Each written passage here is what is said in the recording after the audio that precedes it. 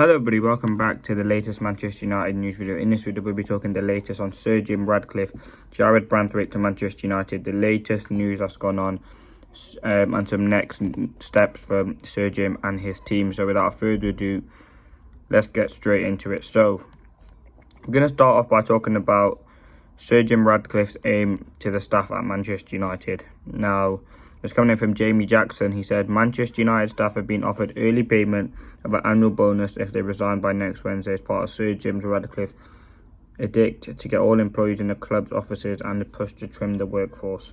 Manchester United non-football staff were en masse invited to take redundancy in an email sent across the club on Tuesday afternoon. They have been given 7 days to make a decision. So listen, this seems like a weird thing to kind of do and something that you wouldn't really see be reported if it was any other club. The fact that it's Manchester United, the news is being spread. And I think it's something that Ineos are trying to do. They're trying to limit the workforce and they're trying to make Manchester United limit the workforce to make them make them more efficient as they possibly can. So yeah, I think it's interesting to see that. But the next thing I wanted to talk about, Harry Maguire has skipped a family holiday to try and recover from injury for Euro 2024. He and Luke Shaw were due to report early for international duty on Tuesday. Listen, people are going to go in on Luke Shaw and Maguire here. They wouldn't fit for Manchester United. They're not, but they fit to play for England. And the kind of club over country debate. I think if you look at the cases of Luke Shaw and Maguire, they're two very different players. I think Maguire, he's played big games for Manchester United this season and has been a very, very good player for us. Someone who will probably stay at Manchester United and deserves so. I think if you look at the start of the season, taking the captaincy off him, it thought it would be very, very tough. And I think he'll have a good Euros for England. I think he starts most of the games for them. I've seen the stat that he scored like the third most goals for England since the last couple of years. So he is a decent player for England. He does seem to thrive on international football. With Luke Shaw as well, he put out a statement talking about how he wants to be fit for Manchester United, and obviously I can see that. So yeah, now let's talk about Sir Jim's sets 5 new rules at Manchester United. I'll read you the 5 rules at first and giving you my opinion and going into depth of what they actually mean. And this is kind of Sir Jim setting out his way at Manchester United. So he said, age limit of 25 for new signings, no Galacticos, style of play to be set by technical director Jason Wilcox, manager to be asked what position he wants to sign, not what player. Ineos to send a list of 3 signings per position for managers to choose from.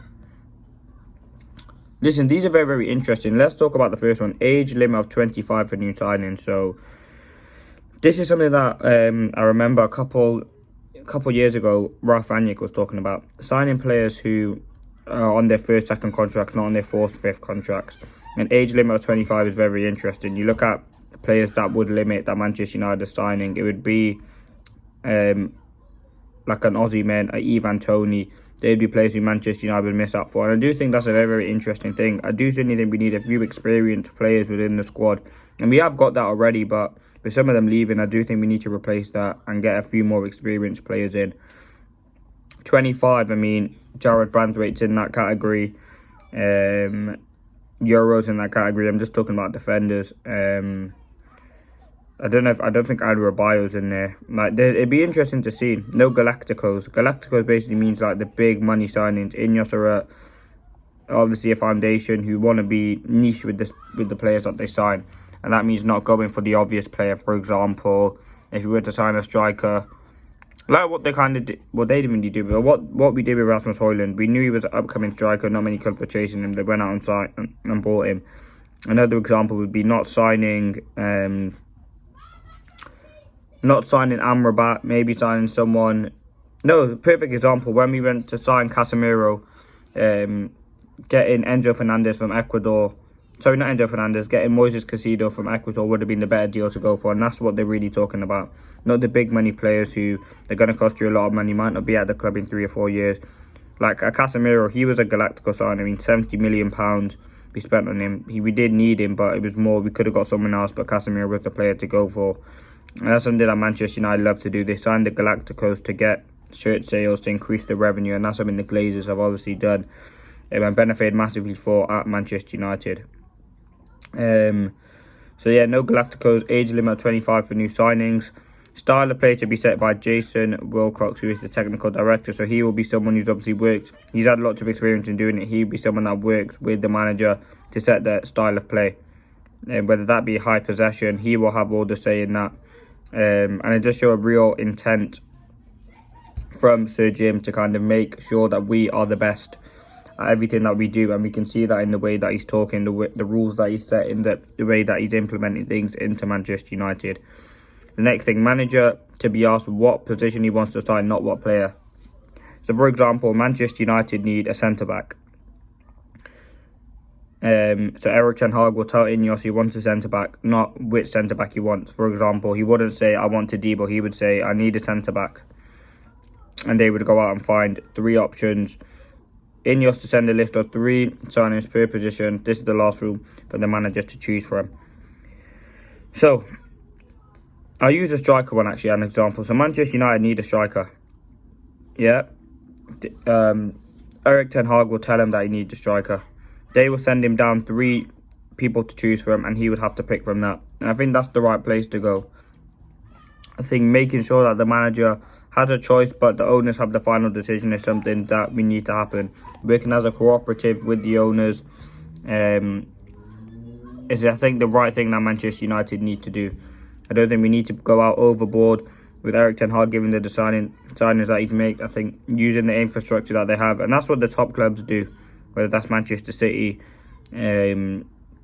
Liverpool, Arsenal, they do all of that.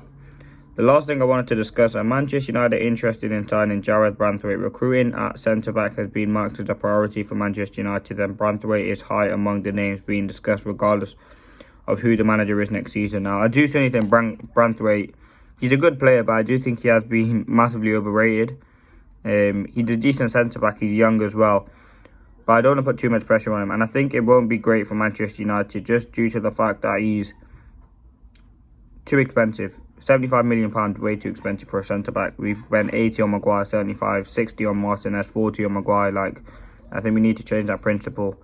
But he does suit the under-21. He would kind of be a Galactico signing. He would cost a lot of money.